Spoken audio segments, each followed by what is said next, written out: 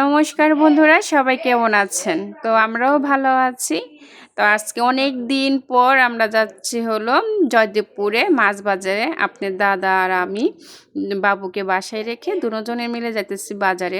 অনেক দিন ধরে মাছ বাজার করি না, বাসায় কোনো মাছও ছিল না। তাই আপনার দাদা ভাই কিছুটা সময় অফিস থেকে ছুটি নিয়ে আসছে বাজার করার জন্য। তো জয়দেবপুর মাছ বাজারে সেখানে ঢুকে গেলাম। তো মাছ বাজার তো প্রচণ্ড ভিড় ছিল, অনেক রকমই মাছ ছিল। তো ঘুরে ঘুরে দেখতেছিলাম যে কোন মাছটা আর কি নেওয়া যায়। তো বাবুর জন্য আর কি যে দেশি কই শিং মাছ সেটা নেওয়ার চিন্তা ভাবনা করলাম, আপনার দাদা ভাইকেও বললাম। পরে বলে যে ঠিক আছে, দেখি আরও বড় বড় অন্য কোনো মাছ পাওয়া যায় কিনা। তো এখানে দেখলাম অনেক চিংড়ি মাছও আছে, সব ধরনেরই মাছ ছিল বাজারে। কিন্তু সব মাছ থাকলে কি হবে, সব মাছ তো নিতে পারবো না। তো অল্প কিছু মাছই নেব, যেগুলো জানি কি বাবু খেতে পারে। আর আমার একটা পছন্দের মাছ নেব, সেটা হলো চিংড়ি মাছ। তো মাছ দেখতেছিলাম, শোল মাছের দামও জিজ্ঞেস করলাম, কিন্তু মাছের দাম প্রচুর ছিল। সব রকমের মাছ থাকলে কি হবে, মাছ অনেক দাম। তো যে মাছগুলো পছন্দ হয়েছিল, তো এখান থেকে প্রায় 2 কেজির মতো করে আর কি বাবুর জন্য, দেশি কই টাকি ট্যাংরা বেলে মাছ ওর জন্য খুব উপকার। তাই নিয়ে নিলাম ওখান থেকে। আর নিয়ে নিলাম একটা রুই মাছ। বাবু ছোট মাছ একদমই খেতে পারে না কাটার জন্য, তাই দেখতেছিলাম যে কোন রুই মাছটা নেব আর খেতে ভালো হবে কিনা আর কতটুক হবে। তাই ওজন দিয়ে দেখতেছিলাম মাছটা। তো না, মাছটা দেখে ভালোই ভালো, 2 কেজির উপরে ছিল। এটাও বাবুর জন্য না বলতে আমরাও খাবো, বাবুও খাবে। তো ওই মাছগুলো নিয়ে নিলাম। তো শোল মাছের দাম জিজ্ঞেস করলাম, মাছের অনেক দাম ছিল তাই নিয়ে নেই। তাই আমি আপনার কিছু এই চিংড়ি মাছ নিয়ে নিলাম।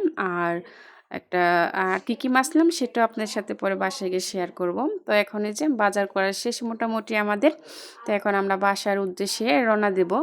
আমাকে বাসায় নামাই দিয়ে আপনার দাদাভাই আবার অফিসে চলে যাবে। আসলে কি রান্না করার মতো ওরকম ঘরে কোনো বাজার ছিল না, তাই হালকা পাতলা করে বাজার নিতে আসছিলাম আর কি জয়দেবপুরে। তাই এখন আমরা বাসায় যাব। বাসায় যেয়ে আবার আর অনেক কাজ আছে, আবার একটু তাড়াহুড়ো ছিল, বাবুকে রেখে আসছি বাসায়। ওকে আর বলছিলাম যে চলো আমাদের সাথে, কিন্তু বলছে যে না মা, আমি যাব না, তুমি আর বাবাই যাও। তাই ওকে বাসায় রেখে আসছি। তো এখন আমরা বাসায় যেতেছি। তো আপনার দাদাভাইকে জিজ্ঞেস করতেছি যে তোমার কি একটু দেরি হবে নাকি হলো বাসায় যে আমাকে একটু উঠায় দেওয়ার জন্য। তো বলতেছে ঠিক আছে চলো দেই। তো এই যে দেখেন, আমি রুই মাছ নিয়ে আসছি। তো রুই মাছটা ছাদে গিয়ে আমি এটার আঁশটা ছুটে নিয়ে আসছি, যেহেতু আমার রান্নাঘর ছোটো, এই মাছ কাটতে গেলে নষ্ট হয়ে যাবে। তার এই যে চিংড়ি মাছগুলো নিয়ে আসছি। আর ওই যে আপনার কই মাছগুলো তো দেখলেনি, যেগুলো নিয়ে আসছি। তো ভাবলাম এত মাছ তো একসাথে আমি কাটতে পারবো না, অনেক সময় লাগবো। তাই ভাবলাম কিছু মাছ জিয়ায় রাখি পাতিলে, যদি অনেকটা সময় থাকা যায়। তার জন্য আর কি আপনার এই পাতিলটার মধ্যে জিয়ায় রাখতেছিলাম। কিন্তু মাছ আমি পাতিলে রাখতেছিলাম আর মাছ সব ছিটা ছিটা উপরে চলে আসতেছিল। পরে দেখি পরে ভাবলাম যে না, ঢাকনা দিয়েই মাছগুলো আর কি রাখা লাগবে আর কি। তো যেগুলো রাখার মতো সেগুলো তো রাখলাম। তারপরেও কিছু মাছ রয়ে গেছিলো আপনার, যেমন ধরেন ট্যাংরা বেলে, এগুলো আর কি ওগুলো মরে গেছিলো। ওগুলার জিয়ে রাখা সম্ভব হলো না, ওগুলা কেটে ফেলতে হইব। তো এই যে আমি এখন ওই পাতিলটা রাইখা পরে এখন আবার বালতি নিচ্ছি, কারণ পাতিলি থেকে সব মাছ উঠে আসতেছিল।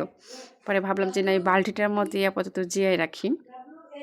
তো এই যে মাছগুলো এখন জিয়ে রাখতেছিলাম। তো মাছগুলো অনেক ভালো ছিল, বড় বড়। দেখেন কীভাবে লাভ পারে, শুধু নিচমুখী নাই যায়। তো মাছগুলো জিয়ে রাখতেছিলাম, আর বাকি মাছগুলো কেটে ফেলবো। চিংড়ি মাছটাও কাটবো না, চিংড়ি মাছটাও আমি সুন্দর করে আর কি ফ্রিজে রেখে দেবো, যাতে পরে যখন রান্না করবো তখন শুধু কাইটে নেবো। তো আপনার দাদাভাইকে বলতেছিলাম যে সব মাছ তো আমি এখন কাটতে পারবো না, তুমি একটু আমাকে হেল্প করো ফ্রিজে রাখার জন্য। তো আপনার দাদাভাইকে বলার পর উনি আমাকে বলেছে ঠিক আছে, আমাকে তুমি মাছেরই কাগজে সুন্দর করে ভরে দাও, আমি রেখে দিই। তো আপনার দাদাভাইকে ওগুলো দিয়ে দিলাম। তো ওগুলো ফ্রিজে রাখবে এখন। আর আরেকটা নিয়ে আসছিলাম মুরগি আর চিংড়ি মাছ, আপনার দাদাভাই ফ্রিজে রেখে দিচ্ছে।